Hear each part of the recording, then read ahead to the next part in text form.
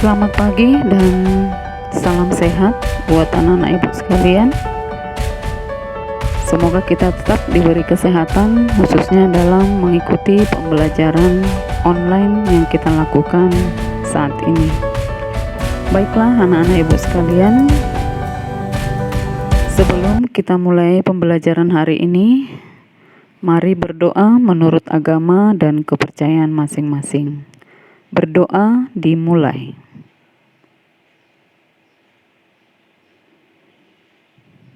Berdoa selesai. Anak-anak ibu sekalian, materi kita hari ini adalah mekanisme atau cara kerja daripada sebuah sistem komputer. Nah, tujuan pembelajarannya adalah siswa-siswi sekalian dapat memahami cara kerja atau mekanisme daripada sistem komputer tersebut. Nah, itu tujuan pembelajarannya. Kita masuk ke dalam materi kita untuk cara kerja daripada sistem komputer. Pengolahan data yang menggunakan komputer sebagai medianya disebut istilahnya EDP atau Electronic Data Processing. Pengolahan data adalah suatu proses di mana sebuah data diproses atau diubah ke dalam bentuk yang lebih berguna dan berarti yang berupa sebuah informasi. Nah, itu pengertian daripada pengolahan data. Pada artikel ini akan diuraikan cara kerja dari sistem komputer tersebut, mulai dari data masukan, diproses, kemudian setelah diproses sampai data tersebut siap dicetak, ditampilkan kembali, dan dikeluarkan kembali. Nah, berikut dalam bentuk gambar atau artikel daripada cara kerja atau mekanisme daripada sistem komputer tersebut. Boleh dilihat dalam tampilan gambar, di situ ada input atau masukan, kemudian ada proses atau processing, dan ada output atau keluaran. Kemudian disimpan dengan istilah atau penyimpanan atau disebut dengan storage, ya. Alat penyimpanan ini ada dua. Ada disebut dengan primary storage dan ada secondary storage, penyimpanan primer dan penyimpanan sekunder. Contohnya untuk penyimpanan primer ada RAM atau read access memory, kemudian ada ROM, read only memory, atau ada lagi EPROM. Untuk penyimpanan sekunder, contohnya DVD, hard disk, USB, flash drive. Nah, itu contoh media penyimpanan. Kita masuk ke bagian 1, yaitu cara kerja yang pertama, yaitu input atau pemasukan. Tahapan pemasukan atau input merupakan tahap awal dari proses pengolahan yang terjadi pada sistem komputer. Tahap ini berupa pemasukan data mentah ke dalam sistem komputer melalui input device. Contoh dari peralatan masukan atau input device yaitu ada keyboard, mouse, scanner, dan masih banyak lagi alat input atau masukan pada sistem komputer tersebut. Ini gambarnya. Ini contoh-contoh alat input atau alat masukan pada sistem komputer tersebut. Yang kedua, yaitu pemrosesan atau processing atau proses.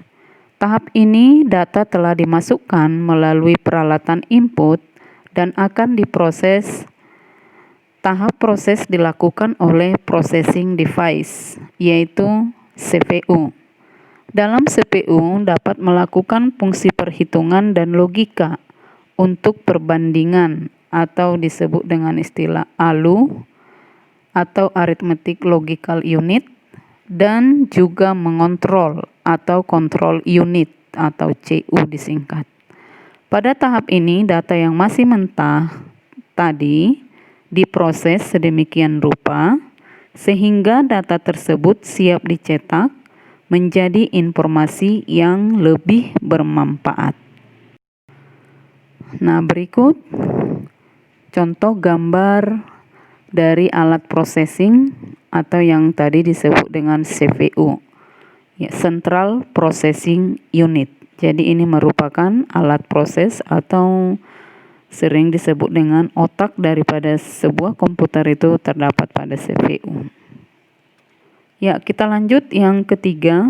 Cara kerja yang ketiga adalah yaitu alat keluaran atau output atau sering disebut dengan output device.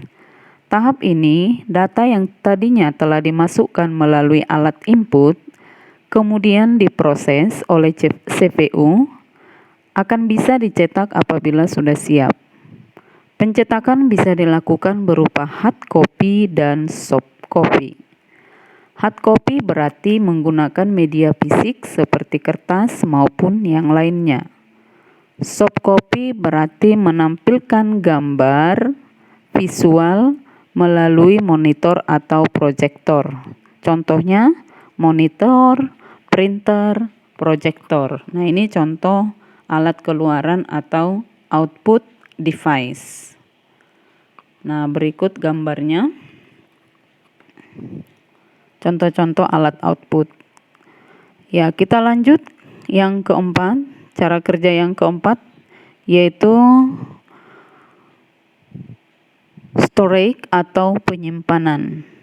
Tahapan ini merupakan perekaman hasil pengolahan ke alat penyimpanan atau yang dikenal storage device dan dapat dipergunakan kembali sebagai input untuk proses selanjutnya. Jadi data mentah yang telah diproses tadi dapat disimpan pada media penyimpanan atau storage device agar nantinya bisa digunakan kembali sewaktu-waktu ingin dicetak. Nah, ini cara atau mekanisme yang keempat daripada sebuah sistem komputer. Nah, berikut gambar daripada alat penyimpanan atau storage yang sering kita gunakan. Di antara gambar ini mungkin ada yang sudah punya di rumah masing-masing. Ya, nah ini adalah storage atau alat penyimpanan data. Nah, sebagai kesimpulan untuk materi kita hari ini adalah cara kerja atau mekanisme daripada sistem komputer itu ada 4, yaitu ada pemasukan atau alat input, kemudian ada processing atau pemrosesan data, dan yang ketiga ada alat output atau alat keluaran, dan yang keempat ada disebut dengan penyimpanan atau storage device. Nah, itulah materi kita hari ini. Sekian untuk materi kita hari ini. Semoga bisa dipahami dan bermanfaat buat anak-anak ibu sekalian. Selamat menyimak dan mempelajari kembali materi yang sudah ibu sampaikan. Jangan lupa dibuat catatan atau rangkuman dari materi yang sudah ibu sampaikan melalui video pembelajaran ini supaya ada bahan yang bisa dibaca di buku catatan masing-masing. Sekian pembelajaran kita hari ini. Kita lanjut untuk minggu berikutnya. Salam sehat dan terima kasih.